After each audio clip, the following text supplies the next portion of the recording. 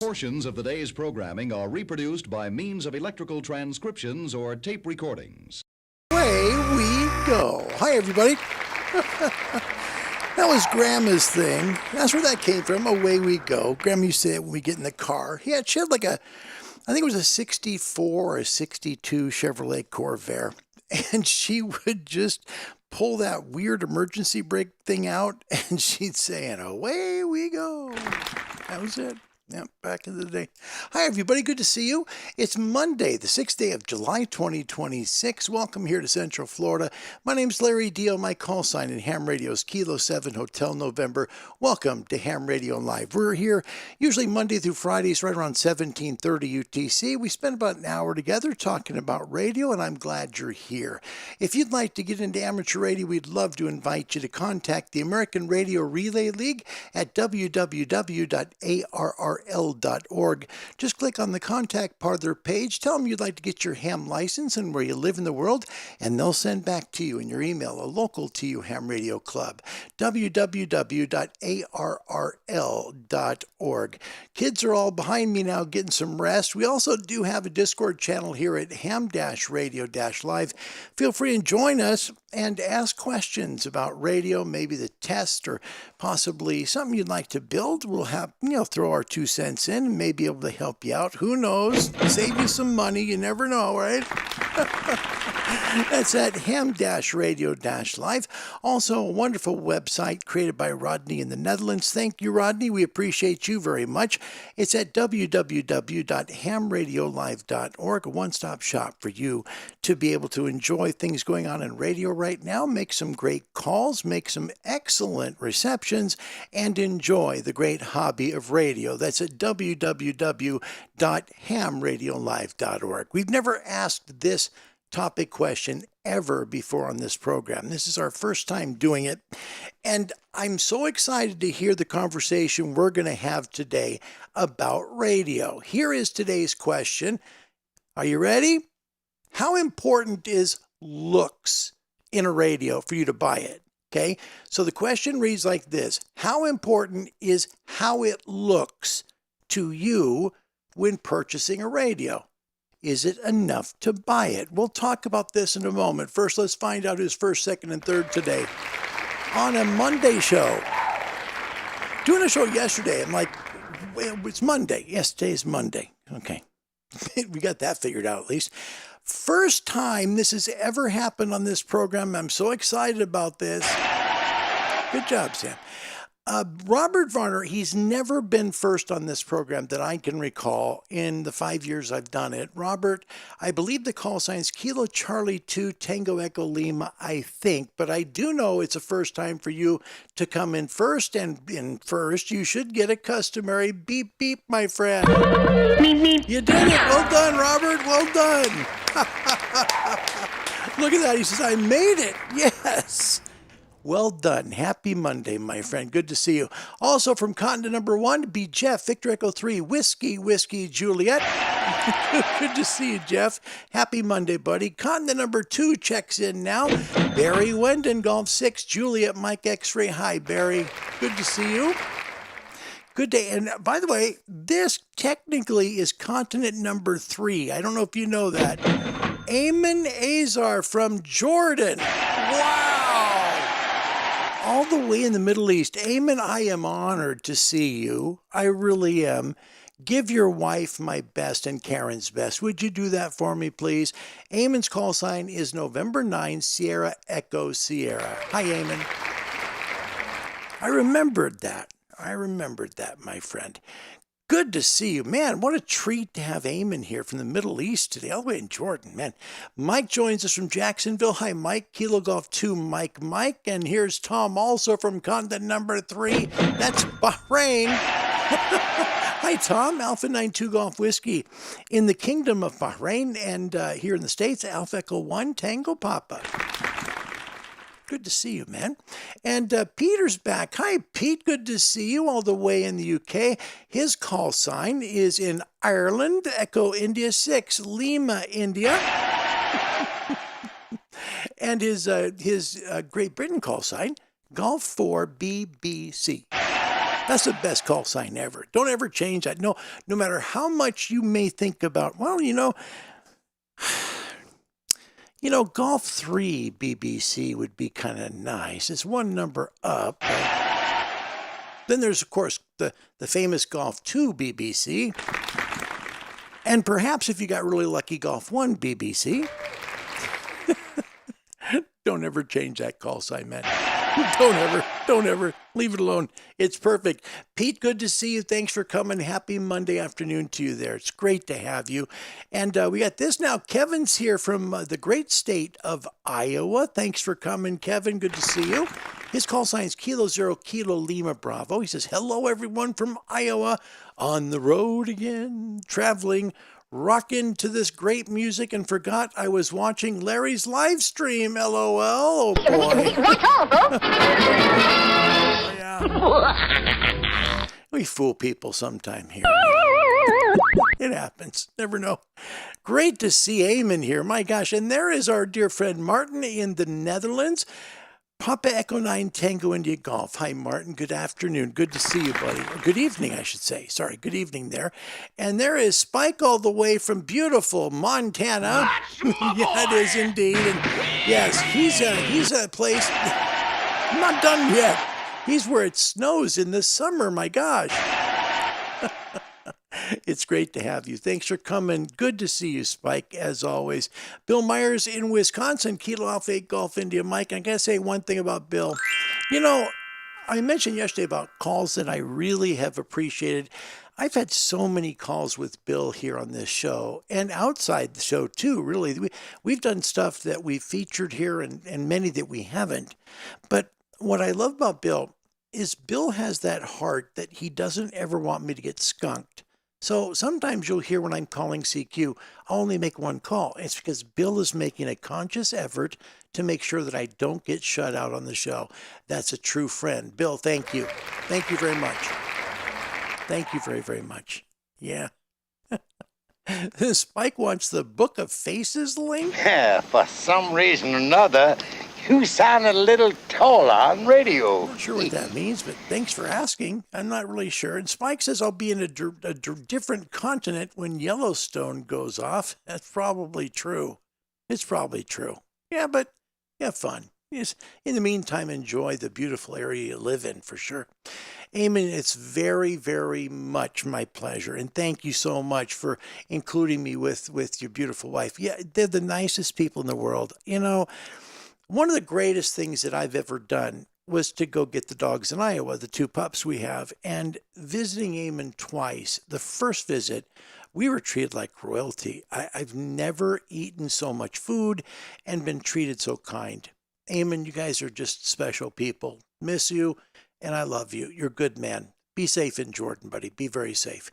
Rodney is here, back from the beautiful area we call Bulgaria. Pop Alpha 9 Romeo Whiskey. He's now in the Netherlands again. Hi, Rodney. Good to see you. By the way, just in case you were wondering, today is International Fried Chicken Day. On with the show, this is it. Just wondered. Yeah. In case you wondered, it's the International Fried Chicken Day there, Sam. What do you think? Oh, what a grouch! It's not being a grouch. It's just International Fried Chicken Day. I think it's fine. Keep it up there, buddy. Thank you. Come again. It's fine. Just fine. No worries. Thank you very much for dropping the links. I appreciate that. JMB is back. He's working on getting that ham ticket, technician style. Welcome back. Good to see you. He said, I'm not worried about what a radio looks like. Oh, he's the first person to answer our topic question today. Impressive. Thank you. He said, I'm not worried what a radio looks like, what it can do, and how easy it is to use. Okay, now this is interesting because here's a gentleman who I think, I'm guessing, I hope, if I'm wrong, forgive me. But here's an individual. There we go. We did it correct that time. Here's an individual that's not yet licensed. And he's giving his opinion of the looks and appearance of a radio, right? Let me give you a few, just to give you an idea of what we're talking about. These are all HF radios. I didn't have time to throw in VHF, UHF. There's enough in the show already. So here's the ICOM 7610. Okay, now this is marketed by ICOM as being one of their top radios. It's below their flagship level 7760. That's like the number one radio that they have, their top of the shelf radio. So if you were looking at ICOM rigs, it would be the 7760, like Mike has right there. Mike has one of those, and he loves it, uses it every day. But here's the 7610, which is a step down from that. Yaesu has the FTDX 101 Delta.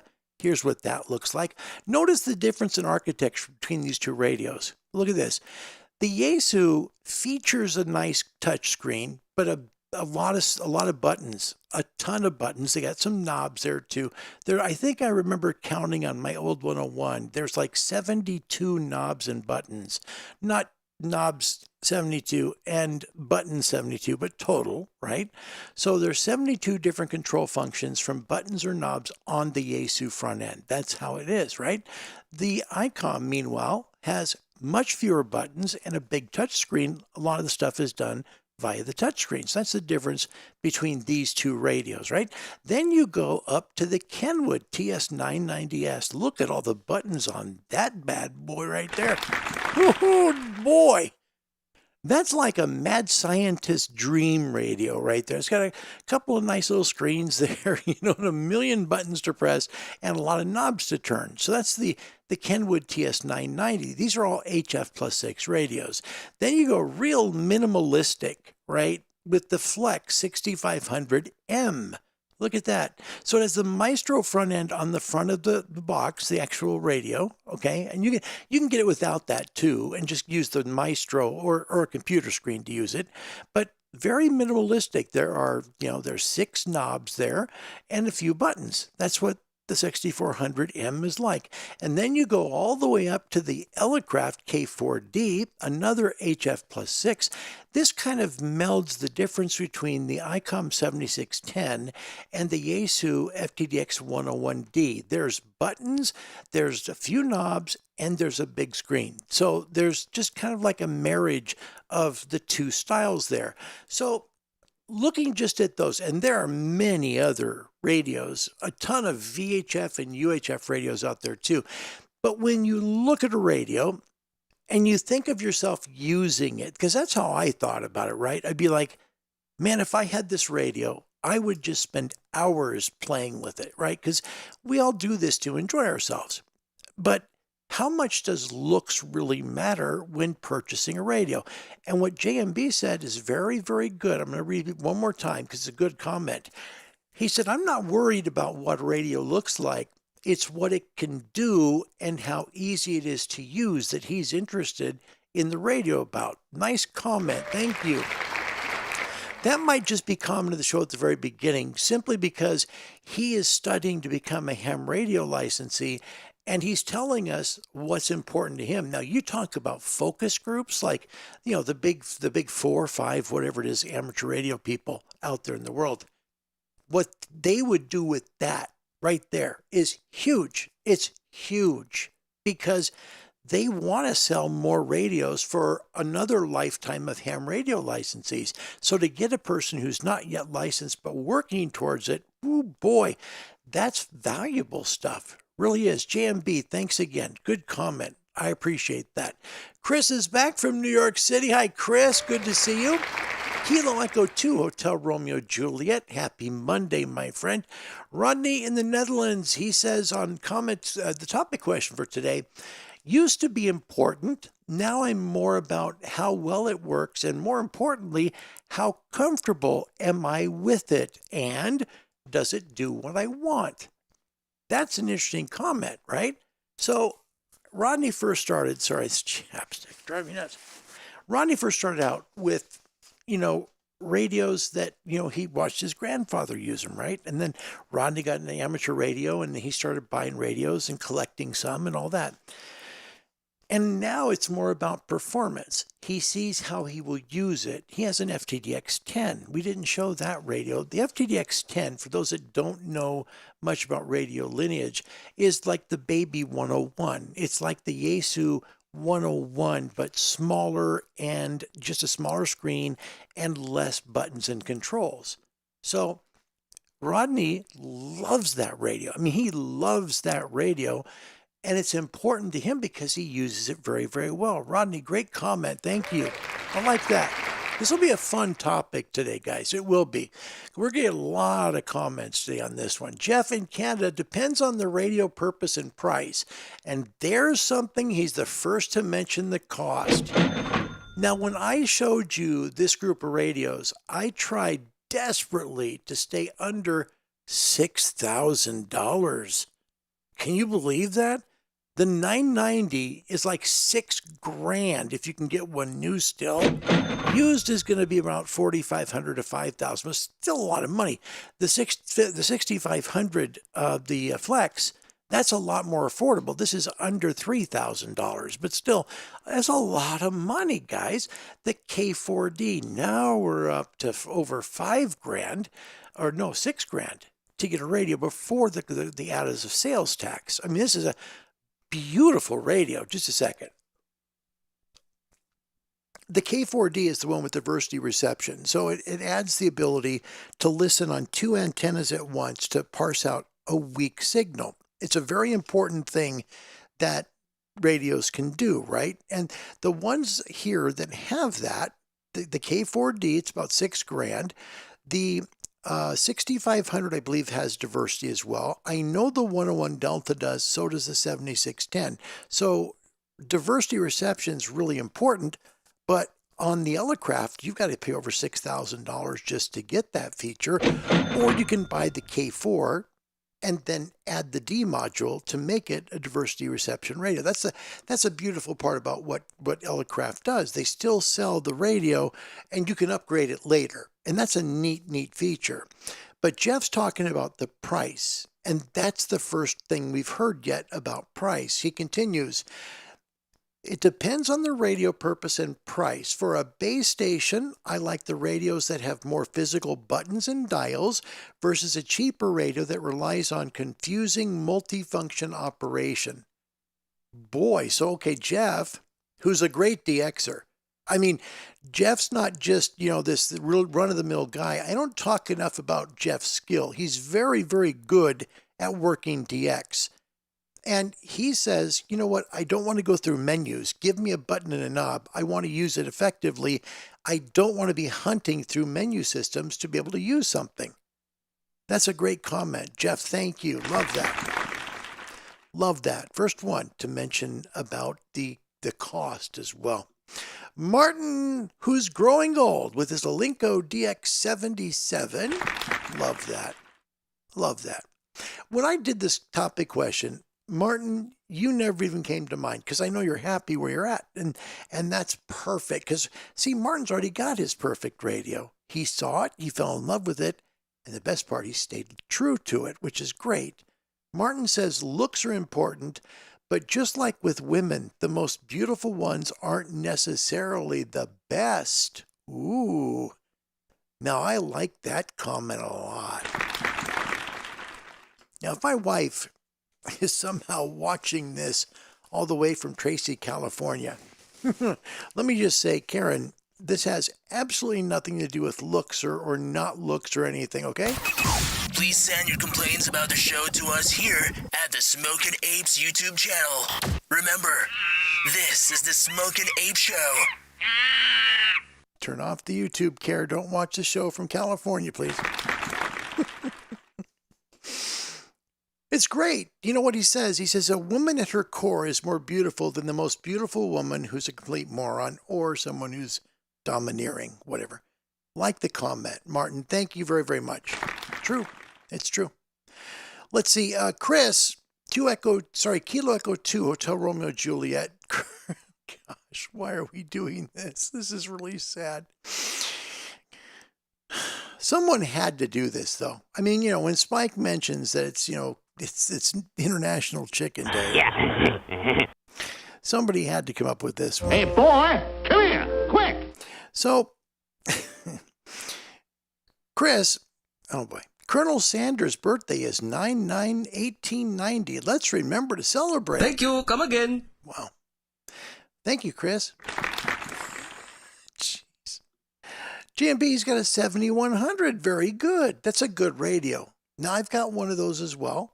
I like it. Here's the best part of that radio. HF, VHF, UHF, all on board. Love it. Second thing, it's a great first radio. It teaches you to listen for signals versus seeing it on a screen. Now, that's a big deal because your ears make the call, not your eyes. Big deal. That's a big deal. The second thing is, if you buy another radio to replace that, don't get rid of it. Keep it and put it in your vehicle, or do what I do. Put it into a bag and bring it to Parks on the Air. Go use it someplace else so it's in a go bag. You know, like with a portable antenna, you can throw up in some trees, you're playing ham radio, and people are trying to work you. It's the best thing ever. That's a great radio. Thank you for sharing. 7100 is a great radio. Barry Wendon, he says, today's topic question, I am sticking to you know what, Larry. Okay, we've had a problem here. Yeah. Well, there you go. It's because he has a Yaesu FTDX 9000, and he has the MP, which is exactly the one that I wanted. Of course he does. Hello, my baby. Hello, my honey. Hello, my ragtime gal. Send me a kiss by wire. Baby, my heart's on fire. If you refuse me, honey, you lose me. Then you'll be left alone. Oh, baby, telephone and tell me I'm your own. Does someone need a hug? Now I just needed some water. And that song's long enough. I get like 3 exact drinks of water, so it's fine. It's been hot here. Sorry about that. Yes, I would stick with that one too. It's a great radio. Yeah. Bill Myers in Wisconsin says today's topic question. I guess the looks is a little important. It must function properly with features that I want, of course, but if was too gaudy, all chromed out, etc., I would have to think twice. The only chromed out radio that I know of is that, the one that's made in Germany? The Hilberling. That one's like chromed out on the back end, but it looks pretty darn sweet to me. I kind of like that look. It's neat. I mean, it's so well built. It's overbuilt. I mean, that Hilberling is like the radio you buy when you're real young, right? Like in your 20s, right? And you have it for like your whole life, and then you will it to your grandchild, and then he has it for nearly his whole life because it's just built to last. It's a great radio. Bill just bought a new radio. Bill ended up with the 7610, so he had the choice to buy a new radio, and that's the one that he chose. Great comment. Thank you, Bill. Appreciate it. I like that. We'll get into more of this in just a moment. I got to mark Bill so I know to get back to Rodney next. First, we've got to get into the HF forecast. Wait, stop. No, there's more stuff. We have an email, info@hamradiolive.org. Reach out to me with information, stuff, maybe pictures of your shack, your antenna, a call you made, something funny. Make it about radio if you can. If not, if it's funny, we'll use it because we have a very evil laughter mind here. We like to watch funny stuff. So feel free and reach out to me at info@hamradiolive.org. We have a fundraiser here we're trying to help Raleigh with a little bit. ZL1BQD in New Zealand. Reach out to his QRZ page to get the information on this. Ham radio for Papua New Guinea. This is really about getting a repeater on a mountaintop so that other villages can connect to each other. It's really important for communication there as they don't have good communication in that country. A little bit about the fundraiser is here. Again, feel free and reach out to him at ZL1BQD here in New Zealand. Also, got something from our dear friend Steve in North Carolina. We're going to out somebody today just for fun. This picture was sent to me by Steve, and it's so perfect. It's Bill Myers rocking the QRP net hat. Look at this. Nice job, Bill. Now, question, was the Nimrod's hat part of this whole deal? You better say your prayers, you flea-bitten varmint. I'm gonna blow you to smithereens. Sorry, I mean the Nimrod shirt. Nimrod shirt. Oh, it's just funny. He's like QRP net. And look at his call signs in that thing, too. I love that. Why don't you send it to me, you morons? What are you doing? I'm just playing. Look at that. And Bill is rocking his Kilo Alpha 8 Golf India, Mike. Our Bill right there. Nice job. Thank you, buddies.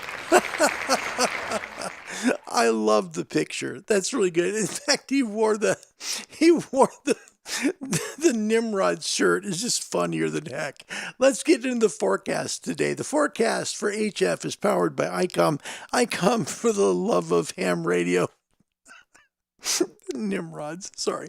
Your QRZ weather is kind of like this. SFI is down to 139 now, but it's good. That's not bad. Sunspot number is 112. A index is 17, but that number is going to come way down because our K is at 1 and it's going to keep being low.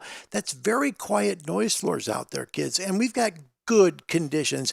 BZ latitude is a minus 1.5. That means fading. I'd love to tell you how good the fading is because I can't because my antenna got taken down yesterday afternoon. We have lots of thunderstorms here in the area.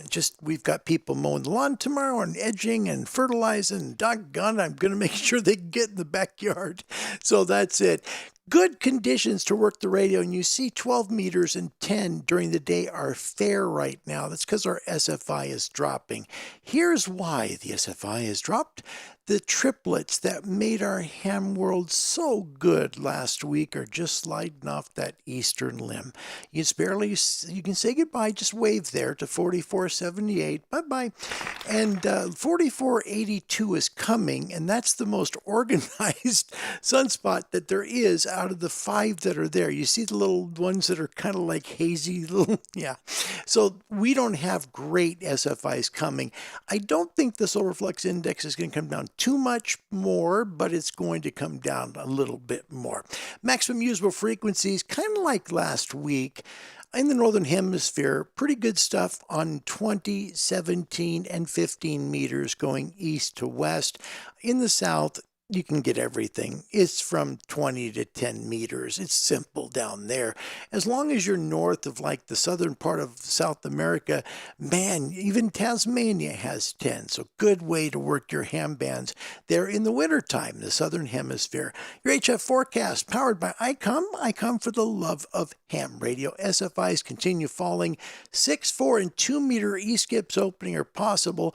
Noise floors are quiet. Best DX in the northern hemisphere, 20, 17, and 15. Best DX in the south, 20 to 10. Nighttime ham bands, SFIs continue to fall. Good SFI, a decent one today still. Noise floors are quiet. Nighttime amateur band openings, 160, 80, 60, 20, and 40. Don't forget 20.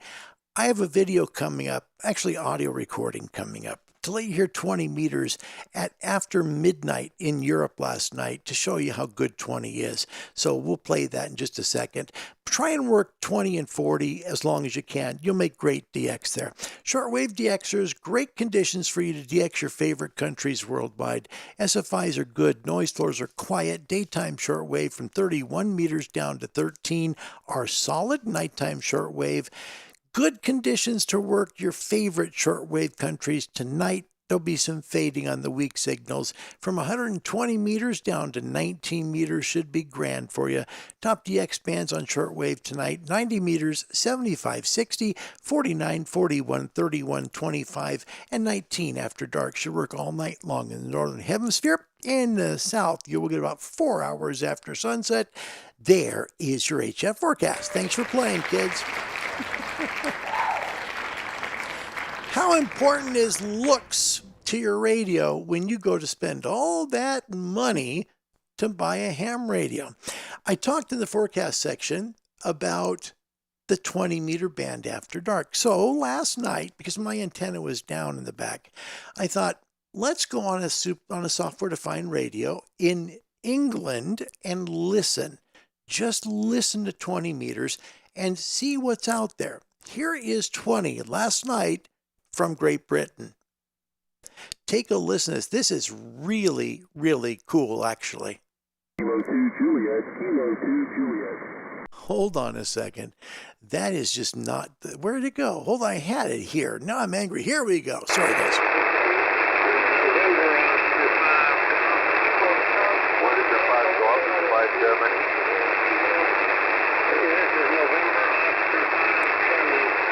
November Oscar 5 Germany, northwest of 5 Germany. Look at the traces of signals. This is at 12:48 a.m. in Great Britain this morning. Thank you for the Louisiana. See you again. JY4 Charlie India clear. QR that. Hear that? That's Jordan, kids. Kilo Alpha 1 India Echo. Kilo Alpha 1 India Echo, Bit Roger. That's correct. Kilo Alpha 1 India Echo in the state of Maine, Mike Echo. And you have 59 plus 10, very nice signal. The name here is Bill Bravo, India, Lima, over. 5 and 9 Bill, all the way. 59, name here is Rafik Radio, America, Fox, Indiana, Quebec. And we had quite a few contacts way in the back, starting west, starting 2010 years. A very good theory. Thank you. That's the country of Jordan, and they had a pileup a mile wide at 14.3. Just tune the VFO with the finger, okay? I know, but we'll get to more signals.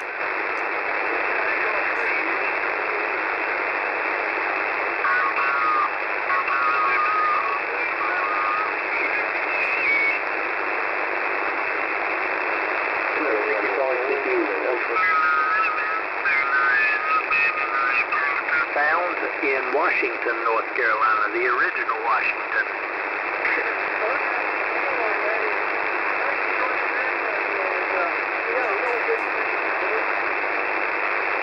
Thank you very much.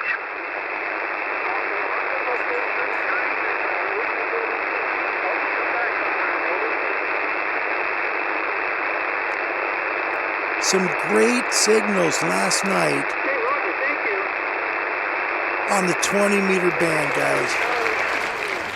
It's a great time to listen to 20 at night. Still is. You can still get some DX.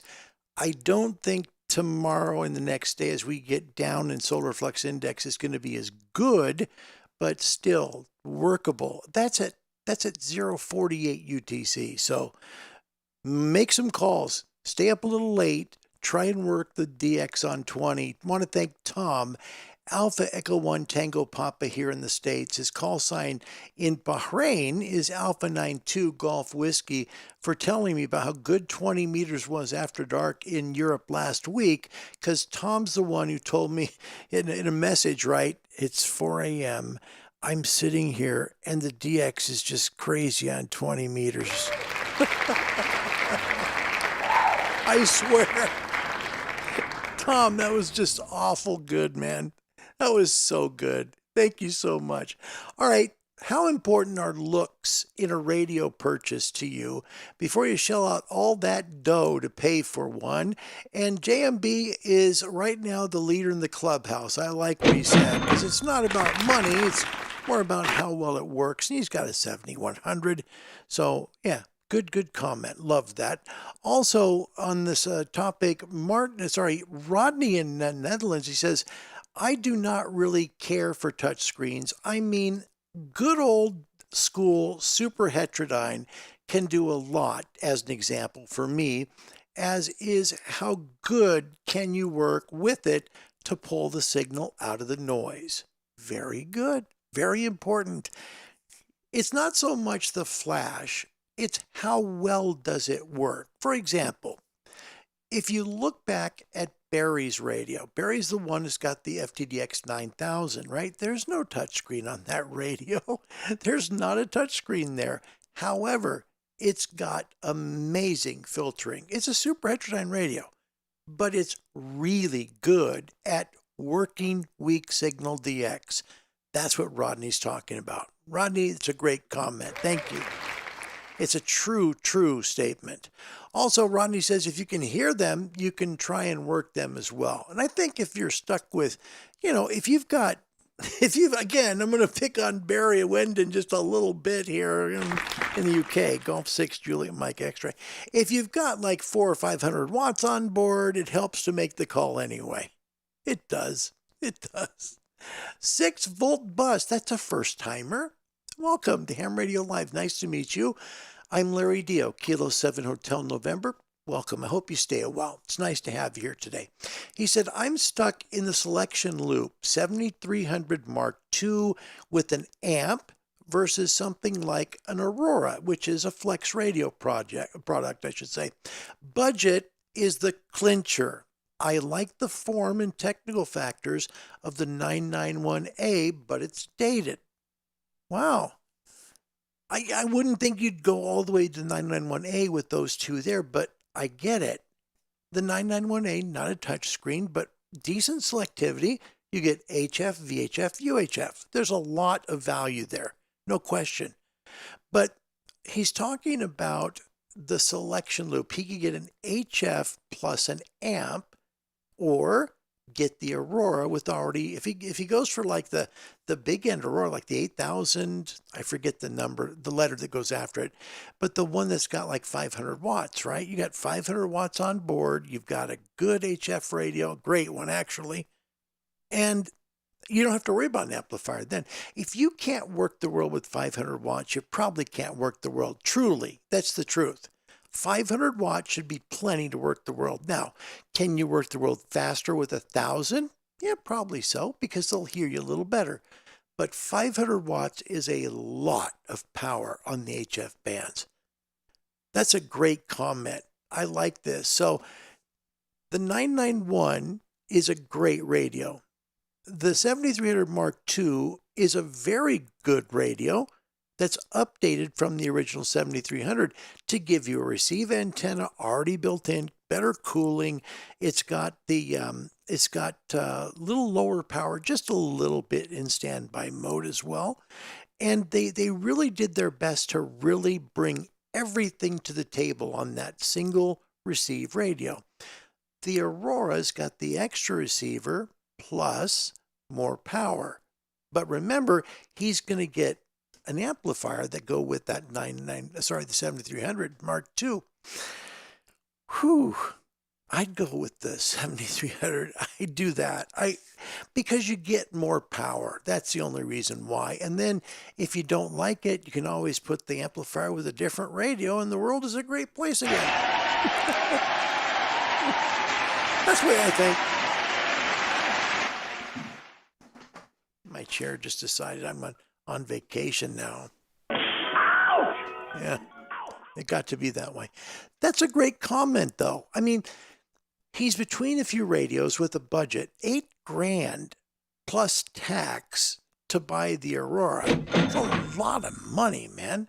But then if you bought like a Mercury, right? Like even the Lux, right? You get like the full power Lux, which is a beautiful amp. Gosh, that thing is gorgeous. And then you can put it with with the 7300 Mark II. Gosh, I like that. I do. I kind of would want to wait to see just how reliable that high power Aurora is going to be, because it's a lot of juice under the hood.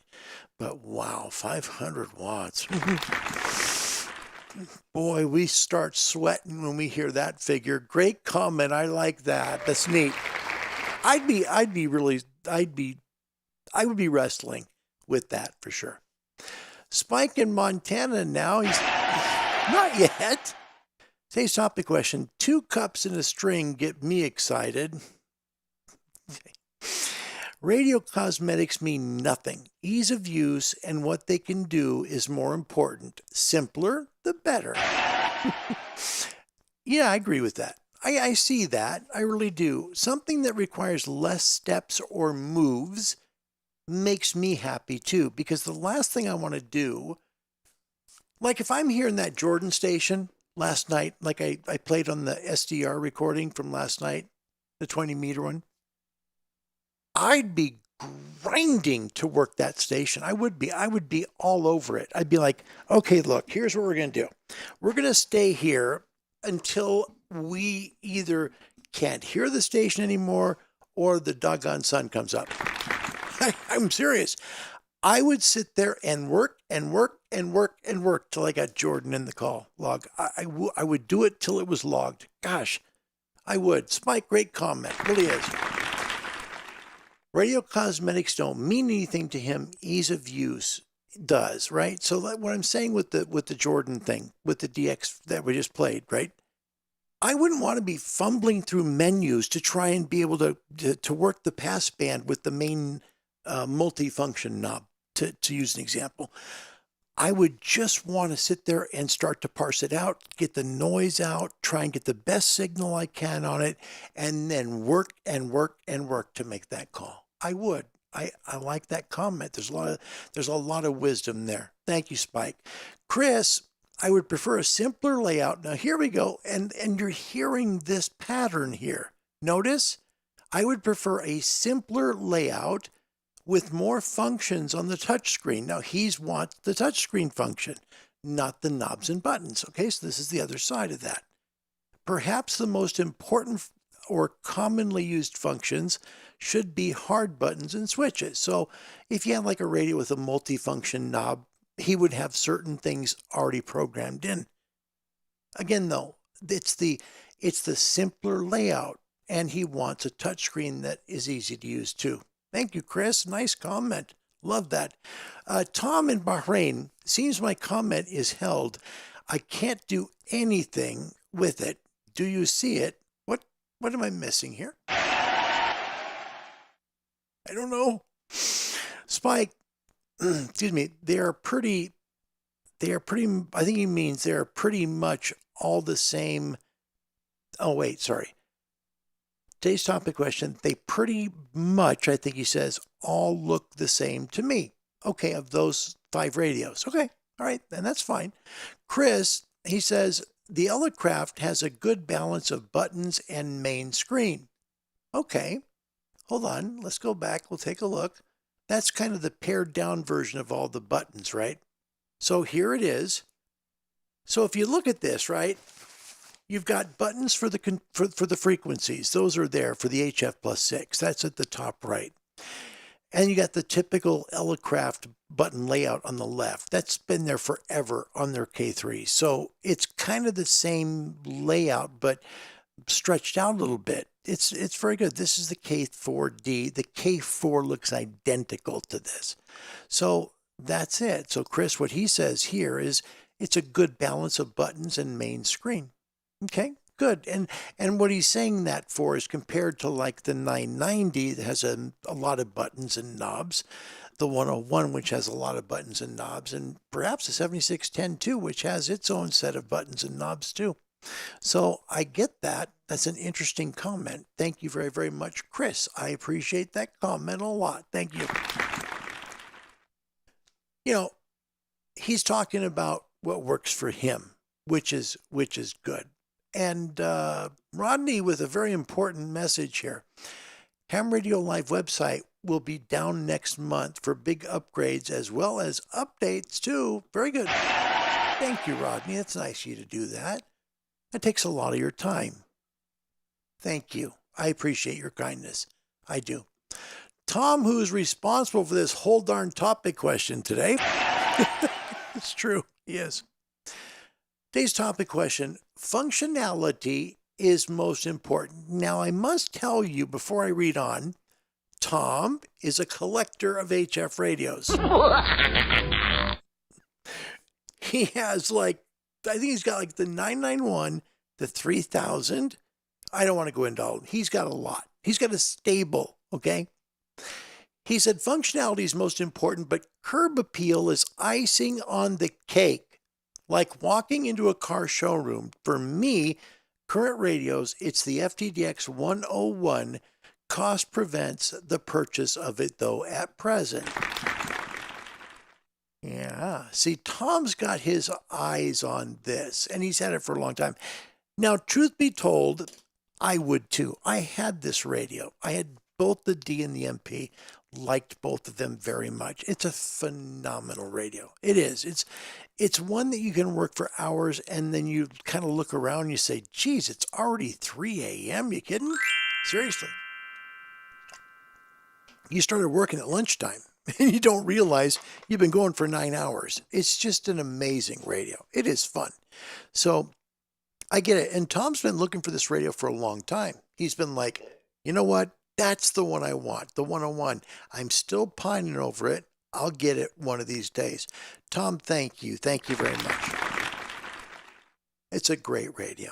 It is. And thanks for the link to Raleigh's fundraiser. That's very nice. Bill, oh my goodness. I wish that had made me look 40 pounds lighter. Yeah. Don't we all? Don't worry about it. He says the Nimrod is the mascot for the... Wait, this can't be true. Really? Are you serious? Come on! Quit stalling! Wait, listen. The Nimrod is the mascot for the Watersmeet School in Watersmeet, Michigan. Of course, I had to get a Nimrod shirt. Oh my gosh, what a Nimrod. Thank you. Come again. Love it. Dude. On with the show, this is it. Rodney, Nimrod, yeah. Stand up, boy. You're tripping over your own feet. I love it. Cora's here. Cora's from New York State. Good to see you, Cora. Thanks for coming today on a Monday show. Yeah. Bill says, I believe that the only school in the world that has the Nimrod as a mascot is Watersmeet, Michigan. You better say your prayers, you flea-bitten varmint. I'm gonna blow you to smithereens. It's like, can you imagine the first PTA meeting after they decided without their permission to call them the Nimrods?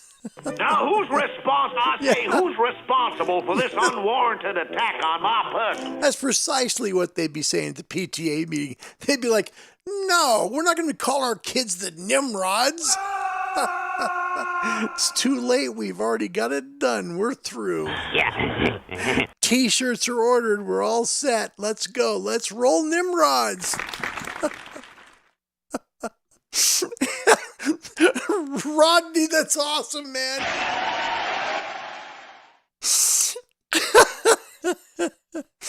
Oh gosh, Rodney, guess who's building a remote station in Bulgaria? I'm sure it's you. I don't know. Yeah, of course you are. Yes, of course you are. Oh my gosh. Rodney, we bought 3 properties in Bulgaria for my ZYL's business. We are choosing one of them for our own. It will let you know when we start the build. Well, thank you, Rodney. Appreciate that. And there's Raleigh right there. How about that? This is Raleigh right here. This is the person, for people that don't know Raleigh. Raleigh's one we talked about earlier in the show, who's doing this fundraiser, ham radio for Papua New Guinea, to get the, the repeater and everything done up there. And this is the campaign story of it. His call sign ZL1BQD. And our dear friend Raleigh has just joined the program all the way from New Zealand. That's continent number 4. My goodness, thanks, Raleigh. How you feeling, bud? You doing better? I hope so. It's wonderful. It's an honor to have you here today on a Monday show. Thank you, my friend. Thank you so much. Chris 7 has joined the show. Chris is 7, only because you got a 7 in his call sign. We got too many Chris's. Chris, his call sign, Golf 7, Victor Echo Oscar from the United Kingdom. Welcome. Good to see you. Today's topical question of the show: how important is looks, the looks of a transceiver, to you when purchasing a radio? Is it enough for you to buy the radio? We'll talk about that in the next round before we get to the rest of the show here. I got a great segment coming up, all right? And this is neat. And for those of you who don't know how to do this, this might be pretty fun. I'm excited to do this segment as soon as I grow up and be a man again. Gosh, this poor chair. If you'd like to send money to Larry's Chair Foundation, gosh. It worked all weekend, and now it's like, pew. Need a booster seat for that. Anyway, one of the things that I would like, and probably would interest you as well, is how to get a 160-meter antenna up in my backyard to work top band.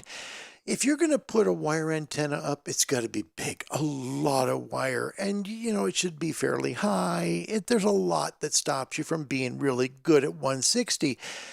But to do it and get on top band and make reasonable calls are possible. My friend, who you know as Ham Radio DX in Australia, actually he's in Tasmania. I love him to pieces. He has a great video from a supplier who sent him a product allowing him to get on 160 meters from a small backyard. Take a look. This is in 2 segments because Larry saved you having to watch the ads. Checks in the mail. Here's scene 1. Take a look at working a 160 meter antenna from a small backyard. 160 metres has been a band that has always been elusive to me. I don't have a lot of room here in the backyard. I've got the DX Commander vertical antenna, which... That's Hayden's backyard. See that? Not a ton of room to be able to put a 160 meter antenna up, but check this out. Does 80 metres with the inverted L and 40 metres and up. But 160 metres, I just never had an antenna that I could at least just get on the band with. And that's where this antenna comes in. I've had this set up over the last few days doing some tests. This is the Mad Dog coil. Let me just remove this plastic cover that I had here. I've been using this for the Remembrance Day contest and I wanted to keep the rain off of something underneath here. There we go. This is the Mad Dog coil. This is known as the Big Dog. Now you can see that I've got a Lazy Dog here. This is a new product from Mad Dog Coils, and I'll put a link below in the description for you guys to have a look at this particular coil. But basically what this is I've got this set up here on a surveyor's tripod, and I've got this plate that was very kindly made up by another amateur here, local, for my radial plate. And I've got my coax coming in here to the bottom of the coil, and at the bottom of this, in this cap, this BNC connector here, the center conductor of that BNC connector, that connects into this banana plug here on the other side of the coil. You can see that there's a red banana plug there. And then what you can do is you can tap off to one of these taps here on the coil. So at the moment I've got this Lazy Dog connected, and what this is actually a switch. So I've been switching between 80 and 160. So I've got this particular collar here at the bottom, which is for 160, and this coil, this collar, at the top of the coil here is for 80. If you want to just run this coil standalone, you can, and you can just run a jumper between here, which I don't have outside at the moment, but you just jumper each side of your coil. And what I've got it here is I've got it sitting on top of this plate at the bottom here. This is insulated. This is not connected to anything. This is just for a support. Okay, so that's support, but also it works as a grounding plate for Hayden. Now, to save you about 4 minutes of video, I'm going to show you the second part of this with the SWR readings with this coil working top band. This is pretty cool. Watch this. So by just plugging in here at the bottom, I can then now plug that into either collar, so 160, 80, or I can completely bypass the coil and I can plug into there. And now all I need to do is I just need to adjust the length of my whip here on the top for the other bands, the higher bands, 30 metres, 20 metres, 10 metres, 15 metres, all those bands, 6 metres maybe even as well. Hear that? So then effectively you've got yourself a little ground mounted quarter wave vertical. I know I'm going to get plenty of comments about radials in this video. So all I've got at the moment, and yes, it's not going to be completely efficient, it's not going to be completely the best setup completely, but at least it gets you on the air. At the moment I've got 4 radials. So on this radial plate I've got 5 wires there, and they're 5 meters long. So I've got 1, 2, 3, 4 bunches, and they're just spread out there. Probably a bit hard to see, but they're just spread out there in the backyard. Now you can put more radials down obviously, and that's going to make it work a little bit better, a little bit more efficiently, but this is sort of all that I had. Now if you don't have a radial plate like this, you don't need to worry about that too much. If I come around this other side, you'll see that the connection to the radial plate is this BNC plug, which has a black banana plug on it. So I've just made a little lead here to go from banana plug to this fork connector. So that's to grounding the the coil, plate. so it's got a proper ground. You can get these stackable BNCs. You can plug that in, and you can have your radials coming out of there and just stack them on as you need. This worked reasonably well. I've had, well, the contest has got about another hour to go. But overnight, 160 and 80 metres was going pretty well, and I had about 37 contacts on 80 metres and 19 contacts on 100. Look at that. Okay, so this is what he's done with this coil and what he's done with this setup. And it goes all the way into the centimeters. But look for HF purposes in 6, right? He's done really good, including SSB, 19 single sideband calls, 37 on 80, 71 on 40 with this loaded coil. This is fantastic stuff. 60 metres. And I also tested it on whisper. These are my whisper results. You can see that I got all around VK and also... I hate to keep stopping him, but look at these results on whisper mode. Look what he's done. I mean, this is really impressive. ZL, and some pretty surprising results as far as the signal strengths were concerned too. So obviously something like this is not going to outperform like a dipole, but if you've got a small backyard like me, it might be the solution that you've been looking for. If you've got an even smaller backyard, you don't necessarily have to have 5 metre long radials. You could have lots more radials, but shorter length as well. I think Marty suggests about 4.5 metre long radials in bunches, at least in his testing that he's been doing. So what I've got here is I've just got the first coil here on 160 just plugged in, and we're going to do an SWR check. So you can see there at 1.86 megahertz here in the backyard, I've got a 1.3 SWR. Now, okay, so this is on top band. This is 160 meters. He's pulling 1.3. That's a good good SWR meter reading. That's very resonant to work top band. I've got this down to 1:1. Now the reason it isn't 1:1 at the moment is because I have the second collar at the top, the 80 meter collar, and that kind of, I think, interacts a little bit with the tuning on 160. So I can get a little bit lower than that. You can get 1:1 tuning if you want to, but my tuner in the radio will take care of that. Let's now have a look at 80 meters. So all I got to do is now move that jumper up to the second collar, 5.7, 3.58. We've got a 1.2 SWR. Again, if you only use one collar, I'm pretty sure this goes a little bit lower. See, so just one of the collars, he shorts it out, just makes it right to 80 meters. He gets to 1:1 with that coil. That's fantastic. He's got a little bit more to show. Watch this. 1:1 match it. There we go. 3.6 megahertz, 1.2 to 1. And I've just shifted the collar pretty much almost to the top of the coil now. And with my wire set up, this is for 40. I have a 1.4 SWR on 40 meters. Now I've just extended the SS25 and I've got the bypass on. If I reduce the sections even more, so he's with a couple of sections in on the Chameleon, we've now got 15 meters. So I wanted to elaborate a little bit more on the Mad Dog. And we're gonna skip at that point. Dog. I don't want to go any further with it because he gets into the other one. You can watch that on his channel. Ham Radio DX. Hayden does amazing work in amateur radio from Tasmania, and he does such great stuff that you'll be better for watching his channel. Please go there. It's at Ham Radio DX if you've never seen. I doubt most of you have not been there. But my point is, he does great work, and that's a great solution. Chris had mentioned getting a 160 meter hand stick and working it. The difference is going to be how well it gets out. That coil with that whip is going to get a little better coverage because there's simply more antenna mass there to be able to make calls with. That's the real big difference of what he did. And boy, I give Hayden a lot of credit. If you've been thinking about getting on top band, but you just don't have the yard to be able to make it work, that's a great solution. I'm going to have the link to the coil manufacturer so you can do that if you want to put one up and work top band, or maybe have something to work 80 or 40. So you can do, I might get that myself because I'd love to be able to work those bands. Thank you, Hayden, all the way in Tasmania for a great video. Thanks, buddy. Love Hayden stuff. I don't know how Hayden has time to do anything for fun other than radio. I think he just loves ham radio a lot. Bless his heart.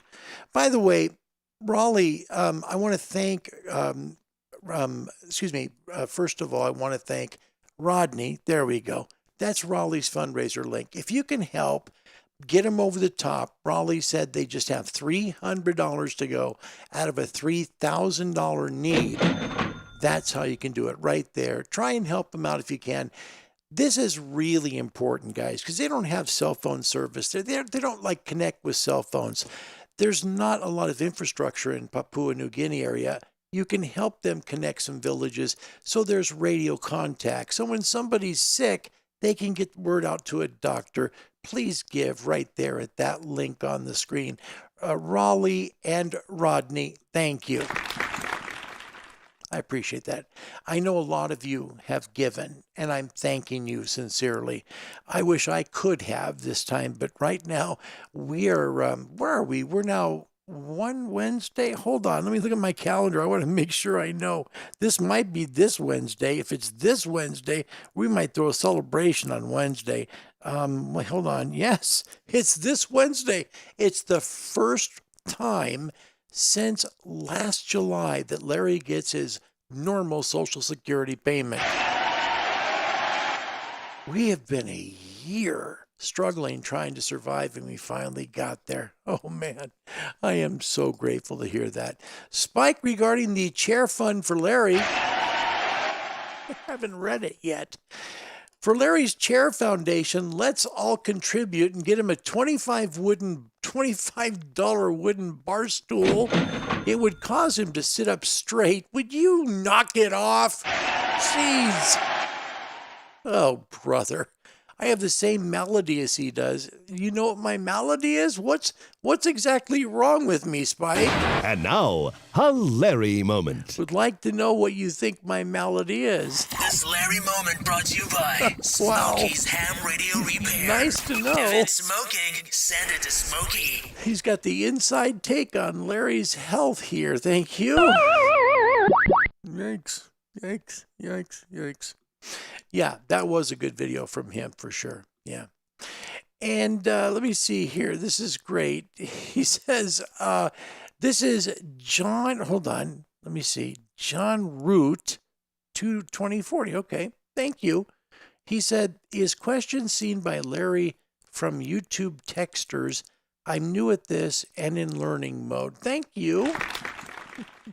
Welcome to the program. It's nice to have you. Thank you for coming. Hope you stay a while. Welcome to Ham Radio Live. I'm Larry, Kilo 7 Hotel November. It's an honor to have you. Thank you.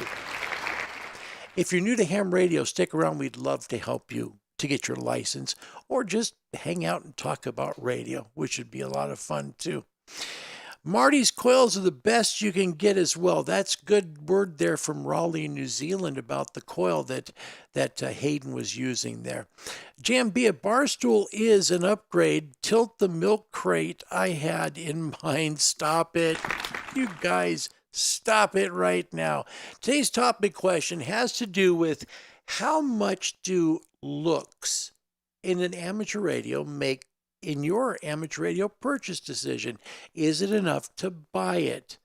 Just a few more minutes left on that before we have to zoom away and go to our normal day. Here's the Angry Hams. This is WA3QIZ. Do you read me? Seymour, isn't it about time you made a real friend? Mother, please, I'm communicating with my fellow hams. How do I talk? Push this button here. You're all losers! Well, the Angry Hams now have added a female applicant to the Angry Hams booth up in the box today. Oh, good to know. All right, here's question 1 today on a Monday. What were the original call letters of the first experimental broadcasting station in the United States issued license number 1? With Chief Operator Dr. Of course, now it would happen, sure. Yeah. I've been hornswoggled. Hang on, guys. Hang on. I'm going to kill you.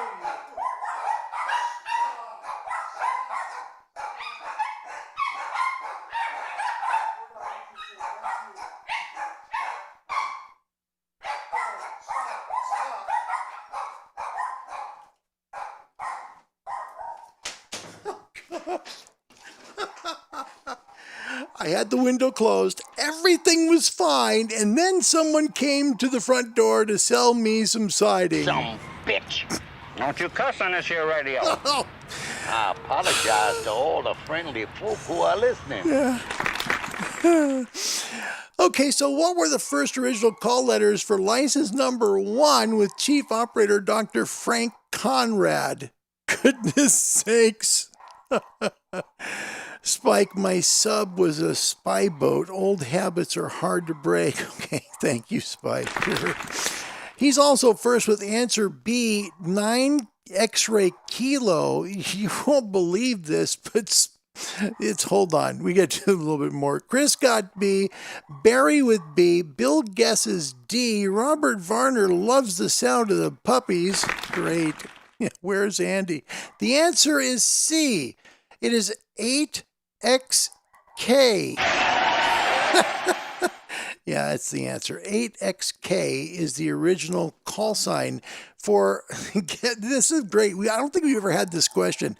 This is broadcasting station number 1, also known as the first one. Question 2, who made the transmitter receiver often referred to as the Hot Water 16? Would it be A, Collins, B, Drake, C, Heathkit, or D, E, F, Johnson, A, B, C, or D? Go get 'em. Good luck. I'll be right back again.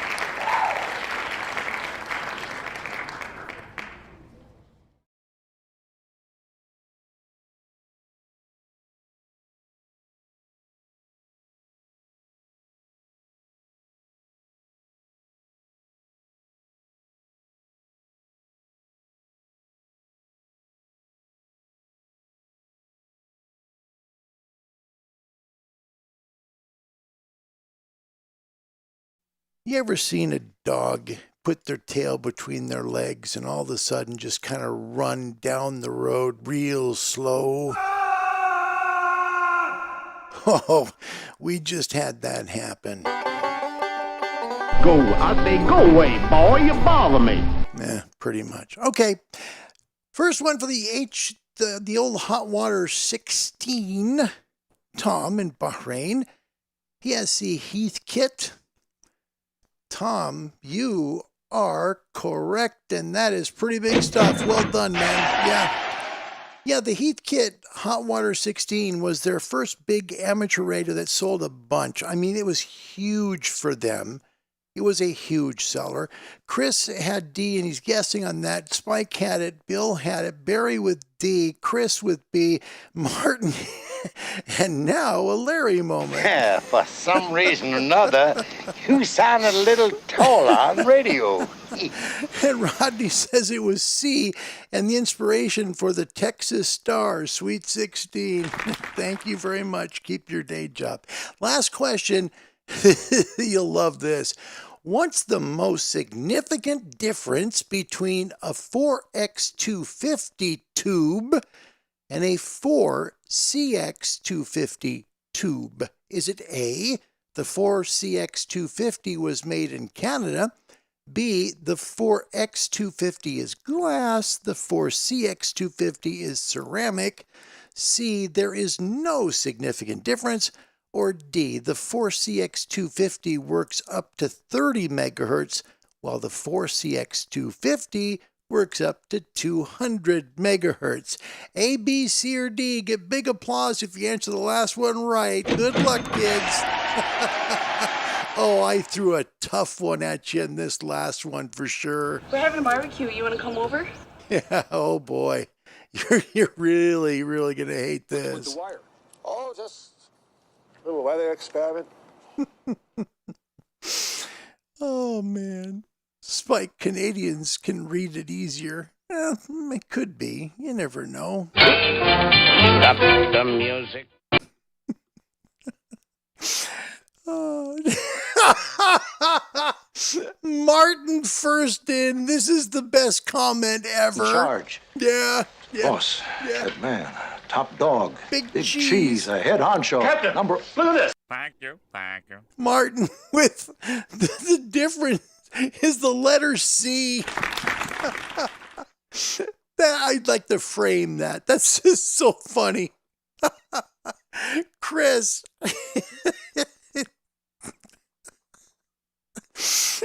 Oh gosh. Chris 2X. I did it again. Sorry, Chris. Kilo Echo 2 Hotel Romeo Juliet. He has D.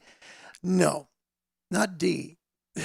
Tom, the C in the name. That's my boy! Again, I know. Barry has D. Bill, he says B for a guess. Rodney also with B, and you two are correct. It is B. Yeah, the 4X250 is glass. The 4CX250 ceramic. Now, I will tell you, I did my very best to show you the 4X250 being glass, but this doesn't look like glass. Here, meanwhile, is the 4CX250B. You can see how clean those are. That is a ceramic tube. So Bill and Rodney both got this right. That's pretty impressive. That really is. The C. Oh, gosh. I love you guys. I wish I could take you on my day the whole way through. It'd be awesome. Be awesome. Martin's now got the funniest comment in the history of this program. Seriously. Spike Canna. Eh? You better say your prayers. Yeah, they probably get a little mad at that one. I've got 2 new commercials and a pretty neat close down today for you. I really do. Today's close down is another look at BBC4 198 long wave, the end of it, right? But it's on a radio that does it such justice. This thing is a restored 1935 British receiver that I would be honored to have in my home. Seriously, it's that nice. So I hope you enjoy that. Today's topic question is, how important is how it looks to you when purchasing a radio? Is it enough to buy it? Okay. I will tell you this. I think that has a lot to do with it. I do. If you've ever had the blessing of going to a ham fair or possibly to a ham radio sales store, and you get to see some of these radios, they just jump out at you, right? They just immediately like, okay, sit down, have a play. Okay, go to this one, sit down, have a play.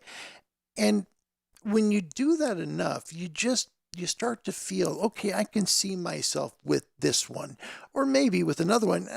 Not really. I don't know if I want that one so much. I think I'm just going to be done, right?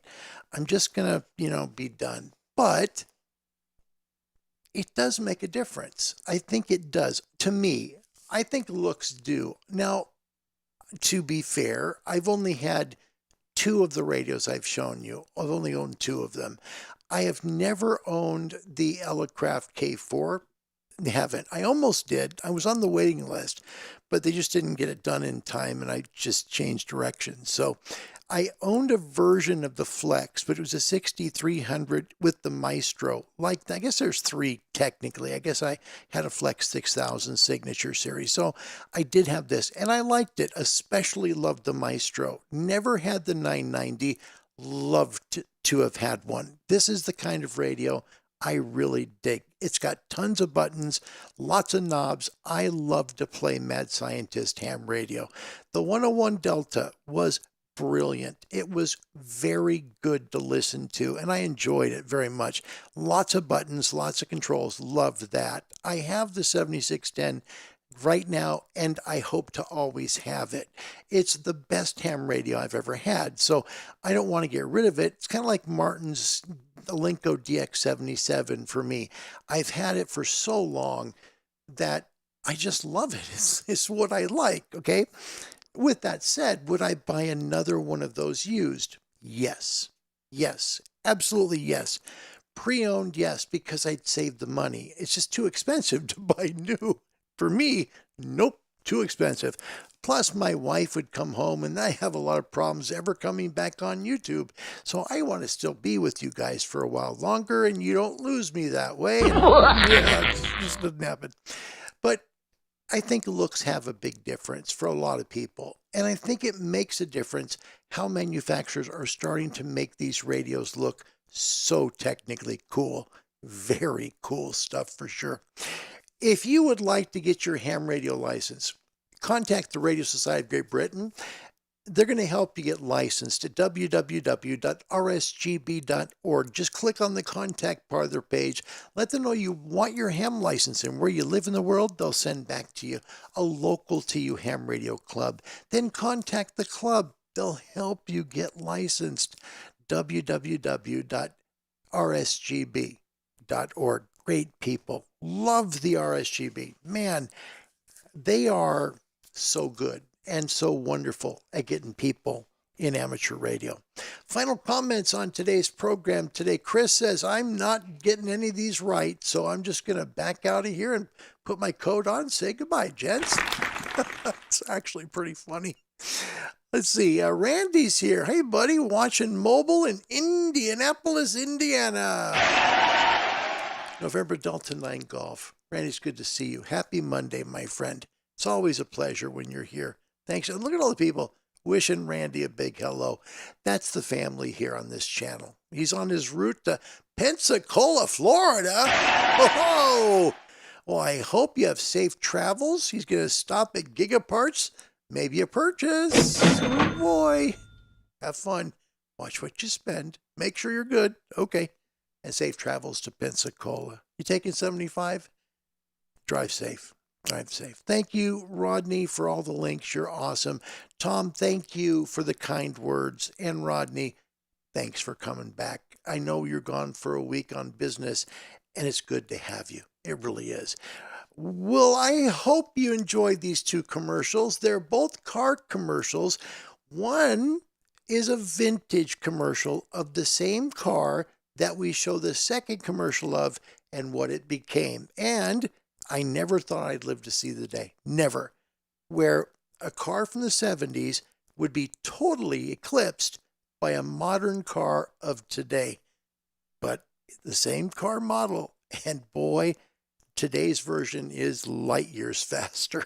Wherever you may be, my name's Larry Dio. My call sign in ham radio is Kilo 7 Hotel November.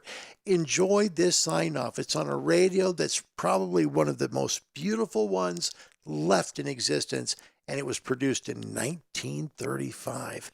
Wow. God bless you from Central Florida. See you tomorrow. Goodbye, everybody. Buford, JW. Tell Jess Tobin I got me another. Yeah, little old gal this time. Trying one of them racing cars in the city limits. Claims it's some sort of a Dodge something or other. Challenger, new Dodge Challenger RP. How's that, Buford? Of course I'm sure. It's got racing stripes, big old 446 back, everything. Huh? Well, put him on. Howdy, Judge. Here, cute little old gal over back in a minute. Wheeling that big old racer. It ain't. Well, of course I seen him. Yeah, concealed wipers, dual headlights. What about that shaker hood? That big old 440? Oh, optional. Here, gal. Judge Tobin want to talk to you. Hello, Uncle Ralph? Brand new Challenger RT. If you trust your own judgment, you could be Dodge material. Y'all drive careful now, yeah?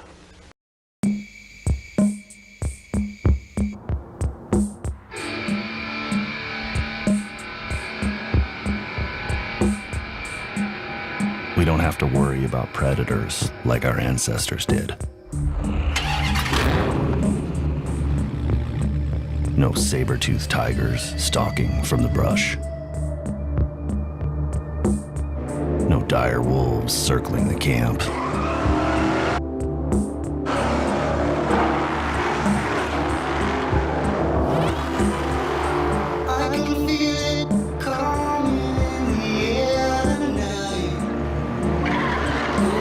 There are no more monsters to fear.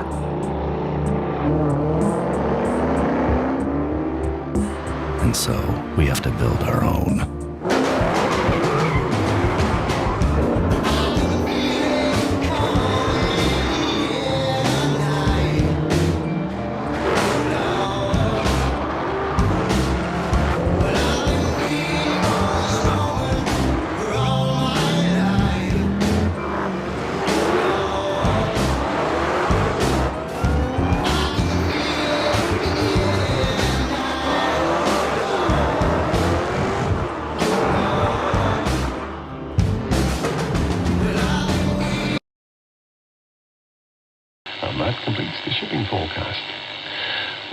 we leave you tonight, I just wanted to take a moment to mark the end of an era. For almost a century, the long-wave transmitters have carried the BBC across the airwaves, from the iconic Droitwich transmitting station in Worcestershire to Westiglen and Berghead in Scotland. Although the long-wave signal is fading into history this morning, the memories and the connection it created will endure forever. We shall miss your warmth and crackle. Well, that's it from me, Ryan, and all of us here at Broadcasting House.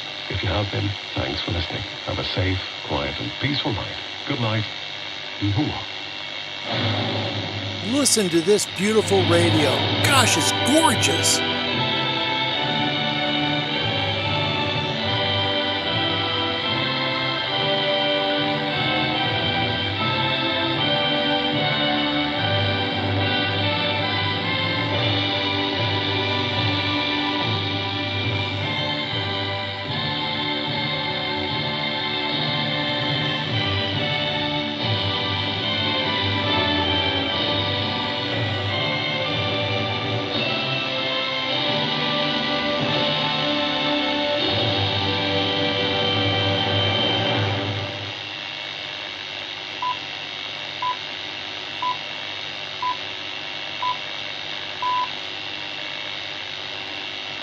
Yes, friends, looks do matter. You are listening to 198 kilohertz longwave.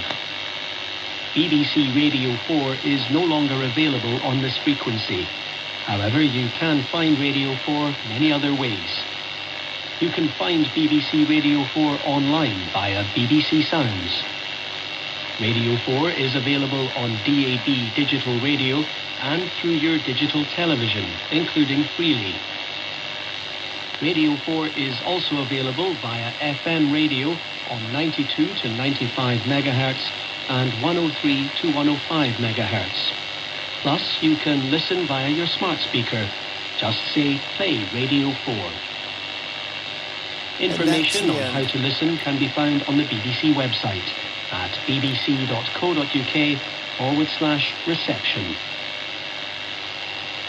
And that's how it all ended. But boy, oh boy, on that radio, and it sounded beautiful. Thank you so much, 405 Line System YouTube channel, for putting up a classic and beautiful radio on YouTube. See you tomorrow. Goodbye, everybody. That's all, folks.